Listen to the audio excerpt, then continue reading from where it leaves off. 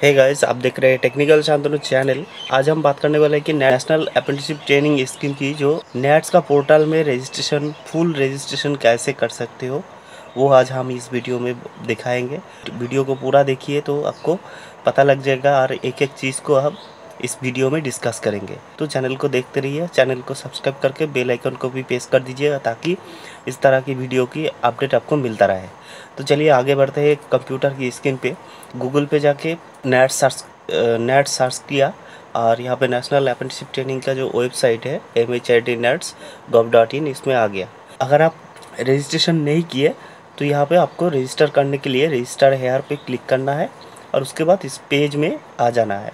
उसके बाद आपको यहाँ पे कुछ फॉर्म है जो एलिजिबिलिटी चेक, पहला स्टेप है जो एलिजिबिलिटी, आप एलिजिबल है कि नहीं। यहाँ पे लिखा हुआ है please note the vocational 10+2 stream has been move under ministry of skill development entrepreneurship, do visit this portal. ये डिफरेंट पोर्टल में जाना है। अगर आप 10+2 जो वोकेशनल कोर्स किए तो इसके लिए आपको रजिस्ट्रेशन करना पड़ेगा ministry of skill development and entrepreneurship इस वाला वेबसाइट पे, क्योंकि वोकेशनल वाला जो है 10+2 वो साइड कर दिया दूसरा वेबसाइट पे।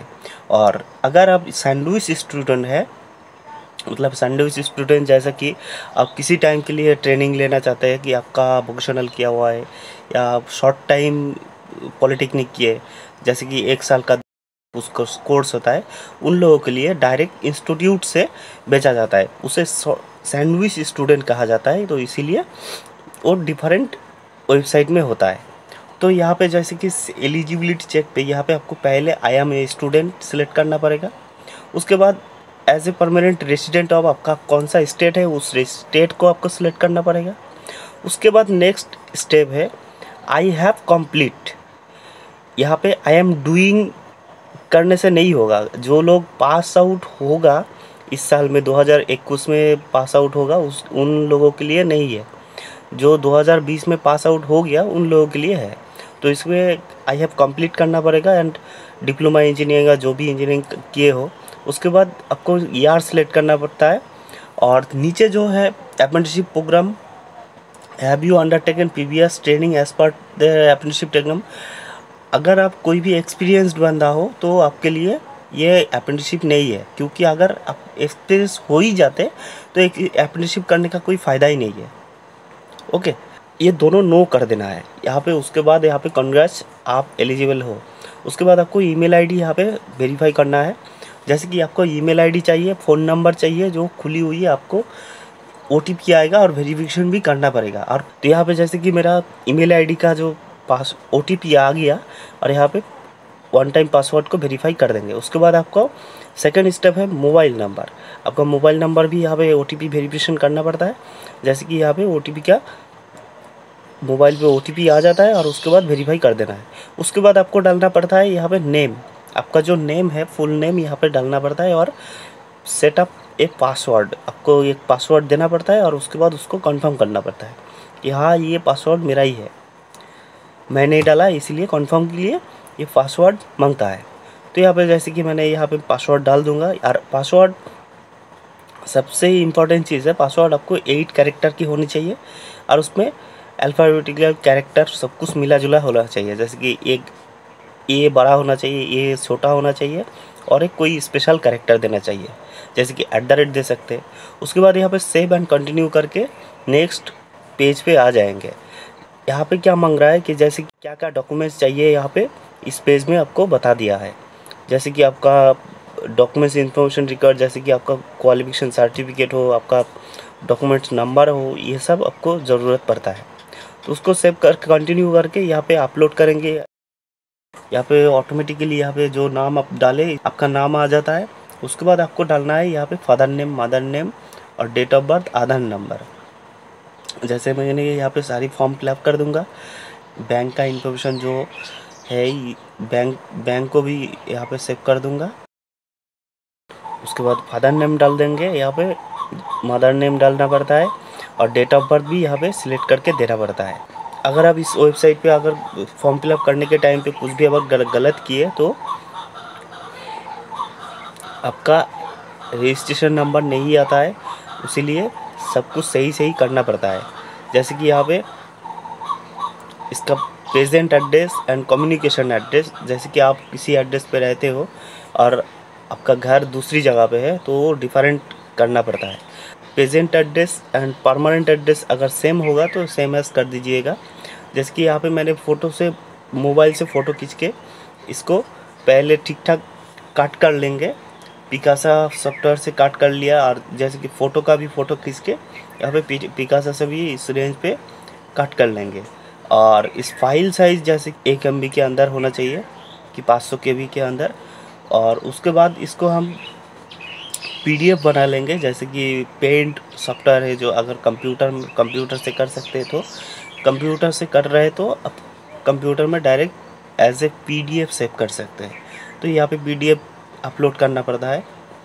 तो उसके बाद हम यहाँ पे सेव एंड कंटिन्यू कर देंगे। नेक्स्ट पेज पे आ जाएंगे। यहाँ पे एजुकेशन डिटेल्स भरना पड़ता है। जैसे कि आप डिप्लोमा किए तो डिप्लोमा यहाँ पे देना पड़ेगा। अब कौन सा स्टेट से किए उस स्टेट जो काउंसिल होता है आपका डिप्लोमा क्या या बीटेक किए हो तो उस बोर्ड आपका जो टेक्निकल बोर्ड है बोर्ड का नाम देना पड़ेगा। उसके बाद आपका जो रजिस्ट्रेशन नंबर है रजिस्ट्रेशन नंबर यहाँ पे भरना पड़ेगा। अब जिस स्टेट से आपका कॉलेज बिलोंग्स करता है उस कॉलेज कौन सा स्टेट में है, जैसे कि वेस्ट बंगाल था वेस्ट बंगाल दे देंगे। उसके बाद डिस्ट्रिक्ट जिस कॉलेज आपका कॉलेज जिस डिस्ट्रिक्ट में है उस डिस्ट्रिक्ट का नाम देना पड़ेगा। City district in which college belongs to West Midnapore.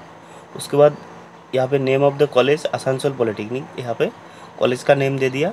अब ब्रांच क्या है आपका जो सब्जेक्ट से आप डिप्लोमा किए उस सब्जेक्ट को सिलेक्ट करना पड़ेगा। इलेक्ट्रिकल इंजीनियरिंग सिलेक्ट कर दिया। उसके बाद ईयर ऑफ पासिंग आपका जो 2020 में पहले सिलेक्ट कर दिए वो आपका एडिटेबल नहीं होगा। उसके बाद मंथ ऑफ पासिंग आप कौन सा महीना में पास किए उसको भी यहाँ पे भरना पड़ेगा। आपका ये मंथ ऑफ पासिंग जो डेटा है ये आपका जो प्रोफेशनल सर्टिफिकेट है या फिर आपका फाइनल जो एकेडमिक सर्टिफिकेट है उसमें मिल जाएगा। उसके बाद यहाँ पे आपको परसेंटेज भरना पड़ता है। परसेंटेज या CGPA ऐसे भी आप दे सकते हैं। जैसे कि परसेंटेज देना ही सही होगा, जैसे कि 60% या 70% 50% जो भी है आप यहाँ पे डाल दीजिएगा। उसके बाद क्लास ऑफ 10 यहाँ पे 70% मार्क्स लिया था तो यहाँ पे 70.3% जितना भी है उतना डाल सकते हैं। उसके बाद क्लास ऑफ 10 फर्स्ट क्लास या सेकंड क्लास थर्ड क्लास कौन सा भी है आप डाल सकते हैं यहाँ पे। उसके बाद इलेक्ट्रिक सब्जेक्ट अगर कोई इलेक्ट्रिक सब्जेक्ट है जैसे कि कंप्यूटर एंड हार्डवेयर नेटवर्किंग भी हो सकता है, आपको PLC भी हो सकता है अगर इलेक्ट्रिक सब्जेक्ट से। और डिफरेंट स्ट्रीम से डिफरेंट इलेक्ट्रिक सब्जेक्ट भी मिलता है तो यहाँ पे डालना पड़ता है। उसके बाद यहाँ पे अगर कोई शॉर्ट टर्म सर्टिफिकेट या सर्टिफिकेट कोर्स भी किए उसका भी सर्टिफिकेट का नंबर यहाँ पे डाल सकते हैं। उसके बाद अपलोड डॉक्यूमेंट्स क्वालिफिकेशन डिग्री या प्रोफेशनल सर्टिफिकेट आपका जो डिप्लोमा या बीटेक का जो क्वालिफिकेशन डिग्री का जो सर्टिफिकेट है फाइनल सर्टिफिकेट या प्रोफेशनल सर्टिफिकेट उसको PDF फॉर्मेट में डालना पड़ता है, यहाँ पे अपलोड करना पड़ता है। यहाँ पे एक चीज़ ध्यान रखिएगा कोई भी चीज़ अगर एक भी चीज़ छूट जाए या मिसमैच होगा तो आपका रजिस्ट्रेशन इनकम्प्लीट रहेगा।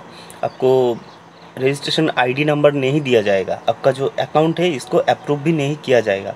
जैसे कि यहाँ पे इलेक्ट्रिकल सब्जेक्ट कंप्यूटर हार्डवेयर था इसका तो यहाँ पे दे दिया। अपलोड करने के बाद आप यहाँ पे व्यू PDF करके आप यहाँ पे देख भी सकते हैं कि सही से अपलोड हुआ कि नहीं। अगर फ़ोटो का जो क्लियरिटी है आपका जो डॉक्यूमेंट्स है उसका क्लियरिटी अच्छा भी नहीं रहेगा तो आपको पोर्टल से एक्सेप्ट नहीं करेगा आपका अकाउंट। अगर फॉर्म फिलअप करने के बाद कोई भी टाइम पे अगर आपका टाइम आउट हो जाता है लॉगिन करके जहाँ तक आप कंप्लीट किए थे वहाँ से ही आप कंटिन्यू कर सकते हैं। तो यहाँ पे जैसे कि टाइम आउट हो गया तो यहाँ पे क्लिक कर देंगे और यहाँ पे आ गया। अब क्या करेंगे यहाँ पे अपलोड रिज्यूम करेंगे। जो रिज्यूम है आप CV बना के लीजिएगा, अच्छा सा एक CV बनाइए आपका बायोडाटा या CV जो भी बोलिए उसको बनाइए और यहाँ पे अपलोड कीजिए। उसके बाद preference of training choice of establishment जैसे कि इलेक्ट्रिकल इंजीनियर के लिए manufacturing power generation power transmission power distribution processing plant manufacturing plant ये सब इंटरेस्ट एरिया बहुत ही अच्छा है क्योंकि यह इलेक्ट्रिकल इंजीनियरिंग का बहुत ही वैकेंसी रहता है। जैसे कि इलेक्ट्रिकल मैकेनिकल सिविल बहुत ही जगह पे काम लगता है तो उस हिसाब से आप सर्विस इंजीनियरिंग सर्विस जो भी है आपका जैसा जैसा पसंद आप यहाँ पे सर्च करके अप्लाई कर सकते हैं। उसके बाद आता है कि choice of state, city, preferred और अप्रेंटिसशिप ट्रेनिंग। आप कौन सा स्टेट में, कौन सा डिस्ट्रिक्ट में आप लेना चाहते हैं, कौन सा फर्स्ट चॉइस, सेकंड चॉइस, ऐसे करके थर्ड चॉइस आप यहाँ पे डाल सकते हैं। अगर मान लीजिए आपका घर वेस्ट बंगाल के किसी एक जगह पे जैसे कि आसनसोल में है, तो आप आसनसोल के अंदर बहुत सारे कंपनी है उसमें ले सकते हैं कि आपका फर्स्ट चॉइस, थर्ड चॉइस सब कुछ ही एक ही जगह भी दे सकते हैं, पर 2-3 अलग अलग भी दे सकते हैं। उसके बाद यहाँ पे क्या आता है, choice of prefer state to work after training.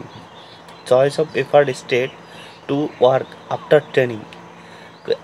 Training के बाद कहाँ कहाँ काम करना चाहते हैं उसके बारे में भी आप यहाँ पे दे सकते हैं कि वेस्ट बंगाल के अंदर या का महाराष्ट्र हो या दिल्ली या नोएडा, कोई भी जगह के नाम आप यहाँ पे सिलेक्ट करके दे सकते हैं। एक टिक मार्क आएगा, by clicking this box I agree above terms and condition. उसके बाद टिक मार्क मार दीजिएगा यार, और टिक मार्क देना पड़ेगा, और उसके बाद सेव एंड कंटिन्यू करना है। उसके बाद इसको आप दूसरी बार एक फाइनल टाइम पे आप एक बार चेक कर लीजिएगा आपका जितना भी डिटेल्स है वो सही से दिया कि नहीं है। उसके बाद यहाँ पे सबमिट पे क्लिक कर दीजिएगा, और सबमिट करने के बाद आपको एक प्रिंट करने के लिए एक पेज मिल जाता है, जैसे कि यहाँ पे student enrolment has been confirmed, and यहाँ पे क्लोज एंड कंटिन्यू हो सकते हैं और प्रिंट कर सकते हैं। इस पेज को आप प्रिंट करके रख दीजिएगा ताकि आपको किसी भी टाइम पे आपको ज़रूरत पड़ सकता है।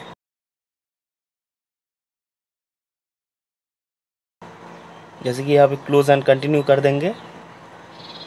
उसके बाद हम यहाँ पे लॉगिन करेंगे फिर से। लॉगिन करने के बाद यहाँ पे देख सकते हैं, यहाँ पे स्टेट ऑफ एनरोलमेंट, यहाँ पे नेम रणजीत सरकार आ गया, और यहाँ पे डेट ऑफ रजिस्ट्रेशन स्टेटस है pending, pending with officer action NA not apply, updated non. अब क्या होता है, अब रजिस्ट्रेशन के बाद 2-3 दिन वर्किंग डेज के अंदर ये नेशनल अप्रेंटिसशिप ट्रेनिंग स्कीम का नेट्स का जो वेबसाइट है, इसमें गवर्नमेंट से आपको रजिस्ट्रेशन नंबर दिया जाता है, जैसे कि एनरोलमेंट ID।